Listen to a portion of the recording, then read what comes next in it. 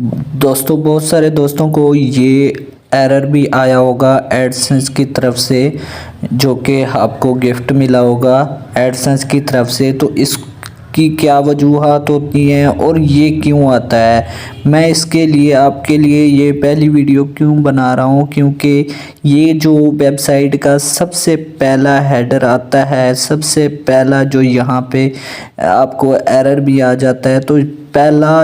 Part जिसे कह लें और पहली चीज़ कह लें तो आपको ये सेकेंडरी मेन्यू और प्राइमरी मेन्यू दिखाई देती हैं नेविगेशन बार में, जो कि आपको पहले भी दिखा चुका हूँ कि नेविगेशन का जो आपके पास एरर आया है। अब आप देख सकते हैं मैंने किस तरह से नेविगेट किया हुआ है, और ये आपको जो वेबसाइट की केस स्टडी दिखा रहा हूँ इसका नेविगेशन बार कैसे है। अब इसमें आपको ये बताऊँगा कि आपने प्राइमरी मेन्यू और सेकेंडरी मेन्यू को किस तरह से आपने एडजस्ट करना है और किस तरह से डिज़ाइन करना है, और इसमें कौन कौन सी बातों का ख्याल रखना है कि जिसकी वजह से आपको एडसेंस का एरर ना आए। सबसे पहले आपने जो भी ऊपर कैटेगरी रखनी है, सब मेन्यू में जो भी कैटेगरी रखें प्राइमरी मेन्यू में, तो वो खाली कैटेगरी ना हो। जैसे ही मैंने पेज खोला तो ये मेरे पेज दिखाई दे रहे हैं, इसी तरह से कोई भी लिंक खाली ना हो। उसके बाद अगर मैं आपको दूसरे नंबर पे बताऊं कि आपने एक चीज़ और ऐसी रखनी है कि आपने जो भी कैटेगरीज बनाई हो,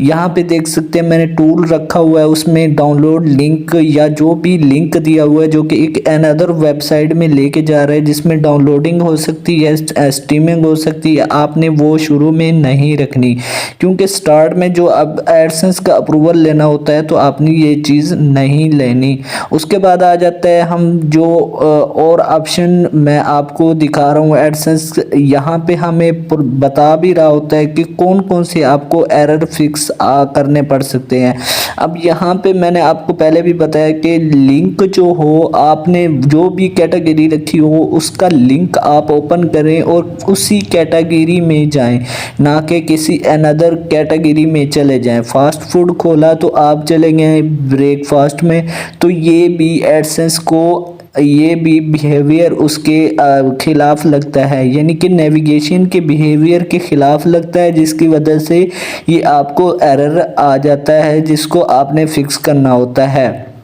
तो इसी तरह से आपने क्या करना है, इन कैटेगरी को अपनी जो भी रखना है उनको ओपन करना है और देखना है क्या वाकई में ये मैं जो खोल रहा हूँ इसमें वही चीज़ है। तो आपने इसको यहाँ पे सेट कर लेना है और आपने इसको फिक्स कर लेना है। तो ये थी एक और बात, और इसके अलावा मैं आपको एक और चीज़ बता देता हूँ जो कि हमें यहाँ पे एडसेंस ने भी बताया हुआ है कि आपने क्या करना है कि अपनी जो साइड में आपने कैटेगरी रखी हो, मेन्यू जो भी रखी हो, सब मेन्यू और प्राइमरी मेन्यू, ये दो जो ऑप्शन आपने रखे होते हैं अपनी साइड के ऊपर, तो आपने इनको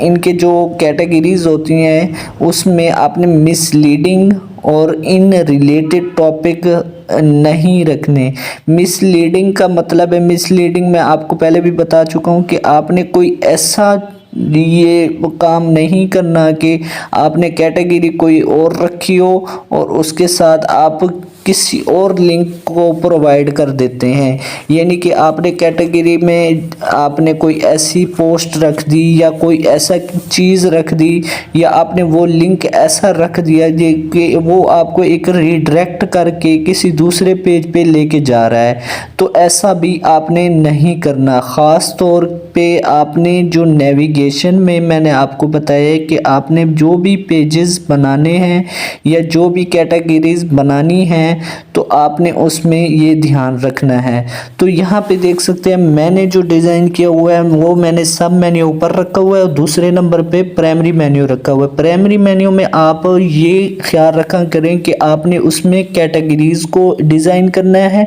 और जो सब मेन्यू ऊपर होता है फर्स्ट पे आपने उसमें अपने पेजेस को शो कराना होता है, जो कि about us, contact us, disclaimer, privacy policy, इस तरह के पेजेस आपने आपने शो कराने होते हैं, जो कि आपको मेरी साइट के ऊपर दिखाई दे रहे हैं। यहाँ पे बाद में अप्रूवल लेने के बाद जैसे मैंने कुछ चेंजेस कर ली है तो आपने भी इस तरह से चेंजेस कर लेनी है। तो ये सिंपल सी बातें होती हैं जिसकी वजह से आपको ये नेविगेशन का बिहेवियर का आपको एडसेंस का जो एरर आता है वो भी नहीं आएगा। तो इस तरह की ये आप कैटेगरीज को जो प्राइमरी मेन्यू सब मेन्यू है वो आप इस तरह से फुटर में भी दिखा सकते हैं जैसे मैंने दिखाया हुआ है। तो आप इस तरह से भी इनको यूज़ करके दिखा सकते हैं। तो अब आपको समझ लग गया होगा कि सबसे पहले आपने प्राइमरी मेन्यू को किस तरह से डिज़ाइन